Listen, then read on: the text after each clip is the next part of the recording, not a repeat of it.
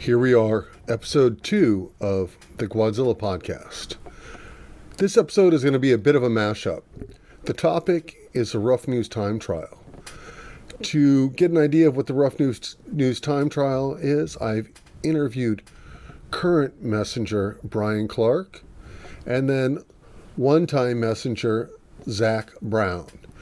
Zach is going to give a breakdown of the time trial in detail, and he will drift off into some messenger tales of bike racing in Washington, D.C. The video will be Brian Clark, both downtown and then also me chasing him for one lap at the Ruff News Time Trial. Biggs will be racing on his Omnium Cargo Bike, and he calls it weight training. So what's the Ruff News Time Trial? So the Ruff News Time Trial, I don't know exactly the year, but it's a long-running event held by messengers. It's an after-work time trial held in Rock Creek Park. So you basically, it's a 5-mile loop, I believe. And you basically just start and you try and just knock it out as fast as you can. There's a few hills, some rolling hills, and then it kind of finishes flat to the finish.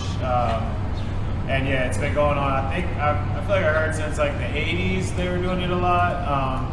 And then as of maybe 5 years ago, Andy Zalen brought it back. It's been a hit.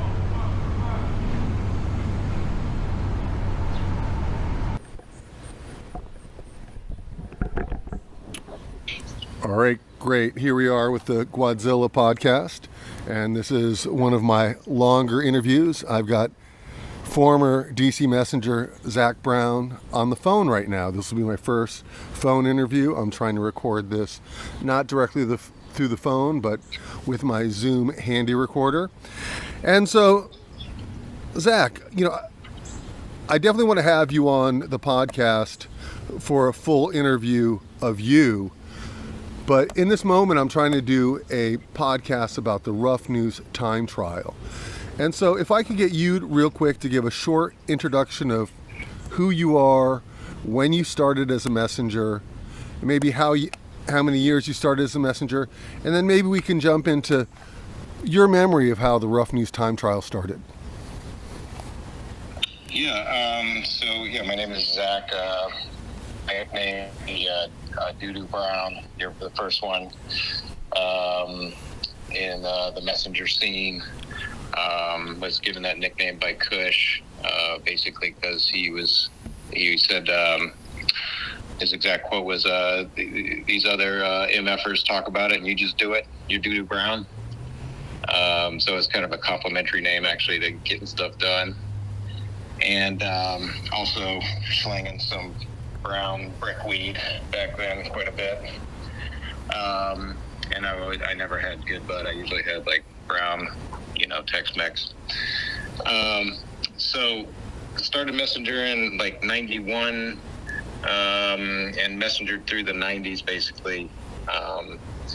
About 8 years of out in the streets of DC, and great era. The 90s were a golden era of the messenger world. And we would meet up at DuPont. DuPont was the hub for messengers back then, and literally half the park would be full of messengers, or at least a quarter of the park would be messengers. And I met Chris Schmidt and Shane Groth. Shane was one of the first racers that we met, and Chris and I sort of followed behind him. And as far as the Ruff News, I was trying to remember the origins, and it's a little tough, but what comes to mind is we were just kind of timing ourselves really around the loop, because we would do that Ross Drive. I don't know what they call it now. I think they changed the name of it, but the loop where the Ruff News is. And we would time ourselves sort of unofficially there. And Chris and I believe, started to compare some times. And I think also Paul Kazemi had run some times that we were comparing with. And Leo got on board pretty quick. Leo was part of the Burrito Brothers back then. And he, one of my first races I did was with Leo. Leo was in the Courthouse Criterium. I think I was racing in a t-shirt, and Leo was part of Burrito Brothers. So I got on Burrito Brothers, and actually I brought Chris on to Burrito Brothers. It was actually Ultimate Racing, was the official name of the team. Burrito Brothers was a sponsor. And we were actually sponsored by Saturn and Marlow Heights to start off with. And so we started going down in the park, and we started to record times. And there were 2 different loops that we would do. There was a shorter loop that would start over there by Military, and that one picnic area by Military, and that one was a shorter loop. And we would run like 8 minutes, eight. I think the record was like 8:07 or something like that. And Chris Schmidt said that. And then we would also do the longer loop, which is what they do now. And the record for a long time there was 11:50. Chris Schmidt had set that, and Chris won a lot of the time trials up. I was competitive with Chris. I could beat Chris on a good day. I was feeling good, and he was off some. So me and Chris would sort of trade back wins, and some other people took some wins. I know Paul Kazumi took a win on the short course. Maybe Jay Moglia took a win one day when Chris and I were not quite hitting it. So Chris held the record of 11:50 on the long course for a long time. I broke that one day with a good win. I got 11:49, I believe. I broke Chris's record by 1 second and held it for a while until later on Russ Langley came along and still holds the record of 11:46. So he beat my best by 3 seconds for 11:46. And I think it started around 96, I would say. I have kind of memories of it being 95 or 96 that the first Ruff News really officially was happening. And Chris kind of made it more of a barbecue. Chris started bringing chicken on a regular basis and turned it more and more into a hangout. So in the beginning, it really was not such a hangout. It was more just us going down, doing our times, and seeing, it was a real good interval to do that time. And we would compare to each other and push each other. And, we pushed ourselves up to Cat 1. We raced professional level. And the time trial, I think, was a big part of our training. I think we would do it like every Wednesday, weekly. And, it was great training. Yeah, so, so it went on for a number of years. I'm not sure. So you think, mid-90s it started. And I remember it was going on in the early 2000s, and I think it took a break, and, Andy Zalen picked it up again. So it's interesting, you're talking about like the racing crossover. So can you real quickly, were you guys, so you were saying Burrito Brothers and then you later became NCVC, or? Yeah, we started, I want to say that we probably started the time trial as Burrito Brothers, maybe 95 in there. That's probably our last year being Burrito Brothers. And then actually I went to Race Pace. Jay and I went to Race Pace for a while, and then we all got onto NCBC together. I brought Chris over, and Shane kind of brought the whole messenger crew back, and we raced for NCBC for a long time, and we're doing the Ruff News. It was interesting that at first it was kind of very low key, just not even a barbecue really. And then it became a barbecue, and it started to be more and more messengers hanging out, and it started to become kind of a hang, and you could come to your time trial and then hang out afterwards. And there would be quite a few racers that would also come by. I know like Simon Walker would come by, or I'm trying to remember some of the racers that would stop by. Maybe Nima stopped by. And there would be racers that would be in the park that would come by and do the time trial too. So there were some pretty, where, we'd have like 25 people doing the time trial, and you had some real competitive racers in there. So it got pretty big, I would say. And Nima, 2000, something like that. Did Nima break your time? Didn't Nima go to the Olympics?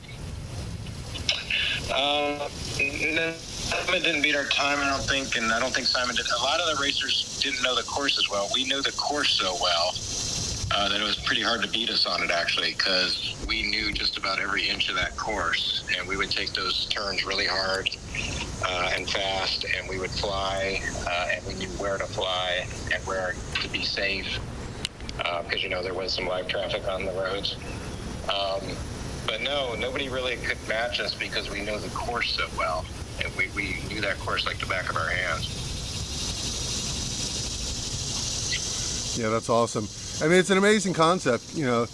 I feel like it's sort of like a Bike Messenger's summer softball league.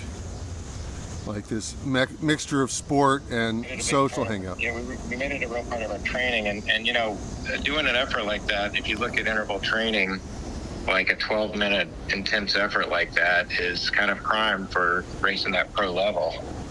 It's a long interval. And we would switch it up some. Sometimes we'd go with that shorter interval, 8 minutes, 12 minutes. But it was really, really good training for crits because it kind of is that all-out threshold effort for, as long as you can go to make it into the crit. So it was really just an integral part of our training, and we did well. I was the 4-time district champion, and I got the bronze medal in the time trial 1 year in the districts. Chris was a great he was really good. I was better at flat time trials, and Chris was better at hilly time trials. But Chris held the record for the extreme time trial. Chris won some time trials that were hilly. I did well on some of the flat ones. It sharpened our legs up to be able to compete on that pro level. And it was great training. And so since we're sort of off topic on Ruff News, like what were the furthest race destination that you guys may have gone to together, or some of the bigger names in the time that maybe someone might know? Oh, yeah. Well, I raced against Lance Armstrong. I beat Lance. I was more of a field sprinter, and, Lance is a GC climber guy. So on the flat stages, definitely can say I beat him. But, how cycling is. It's not necessarily one-on-one sport. But, yeah, we raced in Tour of Super Week, Wisconsin, basically Tour of Wisconsin, Tour of Ohio. We would go all over. We would go wherever the races were. Jay and Chris qualified for the Olympic trials, I believe in 96, 2000. Can't remember which ones they did, but they qualified each at one time. We would go to nationals every year. We'd go to Mississippi. We'd go out to California. I got 5th at nationals 1 year, which is the podium. And yeah, we would travel everywhere. I mean, it's kind of hard to remember. We went to Bermuda one time. Raced in a big stage race in Bermuda, which was amazing to do an international race. And Russ Langley also sharpens his legs, kind of coming up under us. He was a little behind us when I was at Cat 1. Russ was still at Cat 5. But Russ went to the highest levels of any of us and actually signed a pro contract and raced professional level, and definitely won some pro races. So some amazing riders come out of it. And let us not forget Shiva Ferren also would come to the time trial. And she would, of course, dominate it in the women's field. And Shiva was our most prolific winner. Won countless D20 races. I think she holds a record maybe for the woman who's won the most races in Marlborough. Yeah, Shiva Ferren. Yeah, she was. Yeah, I'm going to definitely try and get an interview with her. She's a legend with, her placement in the racing against the men in the World Messenger Championships, as I recall. Yeah. And yeah, so Yeah, I did win the first back then as well. Yeah, it's amazing. It's it's like the messengers. It's great. It's great that there was that faction of racing messengers, and to race with such excellence. And it's amusing to think that the Ruff News Time Trial, was this legitimate training event that was your springboard towards this race career. Yeah, it really was. I mean, that was really our training. We would also do the goon ride and ride, but it really got to the point where we just kind of focused on that time trial. A lot of weeks I would just spend max effort during the week. It was usually enough between messenger miles we had. So you're saying that working as a messenger, no training rides after work, and racing on weekends was all you needed to do to race as a pro? Yeah. I mean, not. I did plenty of training rides leading up to that.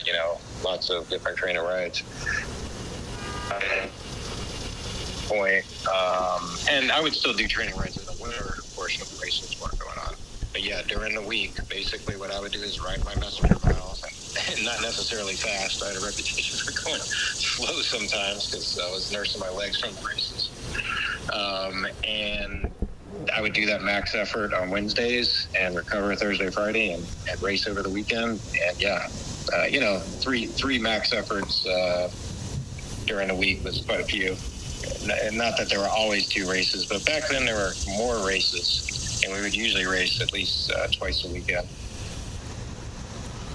Yeah, you mentioned Sheba holding a record as one of the winningest, most women racers. I saw a post on Facebook a few months back, and it was of the men, and I think Chris Schmidt might have been at the top of that list. Is that possible? Yeah, he was. Yeah, you're gonna make me remember. He was like, I think, where was he at? I think he was fourth on the list, or fifth. It might have been Russ that was fourth, and Chris might have been fifth. Chris had 7 wins in Marlboro, and Russ had, I think, 12 for fourth. And there's some other riders who. John Worsing was on top of like 29, and Foley was in there, and Josh Frick. And I was just off the list because I had 5, and I gypped because Jefferson Cup didn't count, and it was a stage race when I won it, and I actually won that in the overall, so I would have had 2 on the list right there, but that's the way the cookie crumbles sometimes with stats. Understood. Okay, so let's drift back real quick. I'm wondering if you have any details of this story. I only have the sentence, but the sentence is interesting to me. And I might as well, since I'm talking, I remember there was one longtime messenger, and he would dress in full camo or Army military gear, and he rode a bicycle around that he had wrapped in masking tape. It looked like a mummy. His name was Derwin, and legend is that there was one point where the barbecue at Grove 28 was falling apart, and he, although he wasn't really like a hang out with the crowd type of guy, he sort of hung to himself, he went out there and he brought his tools and he rebuilt the barbecue at Grove 28, wow, which I thought was a great gesture by Derwin. Yeah, well, he was not a very vocal guy. I remember him because he was out there for years, in the 90s as well. And that's great. I mean, I did not know that. that's so cool. Yeah, so exactly. So I only have that. I wasn't really there. I know that story. I know that story did happen, and yeah, I'm glad that I was able to share it with you because yeah, you being on the street and seeing him on the daily, I don't even know if he made eye contact with people. He just. Not really. Yeah. Not really. That's an interesting story because I always wondered if he was a secret good guy would come through in the clutch. Apparently so. Well, it's a statement of who he is, but it's also, I remember he was still working as a messenger when he passed away. He didn't die on the job, but he was still an active messenger. And I remember there was a memorial for him in Farragut, and the day of the memorial, there must have been 20 or 30 messengers that all wore camo that day in reverence for him. Yeah, I remember him. That's a good story. I did not know that. He may have come up. I mean, we had all sorts of people come up. I don't know. I kind of have a memory of him coming up for some reason, but I don't know. My memory's a little hazy. But all sorts of people would come through, and the barbecue really became the big aspect of it. It became much more of a hang. Yeah, I mean, it's a little bit of both. I mean, it's similar and different. It's, the messenger world it's the torch is being carried, but it's still a mishmash. It's interesting because there are non-delivery, non-messenger types who are friends with the crew, and they come out and they'll hammer out some fast laps. It's a great vibe. I love it. Andy is handling the scoring. April is handling the grill. It just, I think that it warms my heart to see that aspect of the community, to see. Yeah, I'd like to come through. I'm right now, my job is, I really have work late on Thursday evenings, my one late night. So it's totally not working for my schedule right now, but I love rolling through, and I'm going to try to at some point. Yeah, there's probably only a few more Thursdays left because, they probably ended early August as it starts to get dark sooner. Yeah. Well, I think that's some good information, so I'm going to use this as the audio to go along with this podcast on the Ruff News Time Trial. I might add a few more things, in the tail end, but I think we might have hit the 20-minute limit to match up with the video that I had. Right on. Well, glad I can help. Yeah, it was great catching up, and we'll have to catch up in person. And I'll do a more focused on Zach Chariot Brown at another time, perhaps. Excuse me, Doo-Doo Brown. Anytime. I'd love to do some interview with you, and then also get a chance to see your band. I love your ska band, the Chariots. Awesome, man. I'll just let you know. We're playing August 1st at Artemis, but I'll send you an invite or whatever. Perfect. I'll try and make it. Right on, man. All right, I'm going to shut down the recording, and then we can say our goodbyes. Thank you.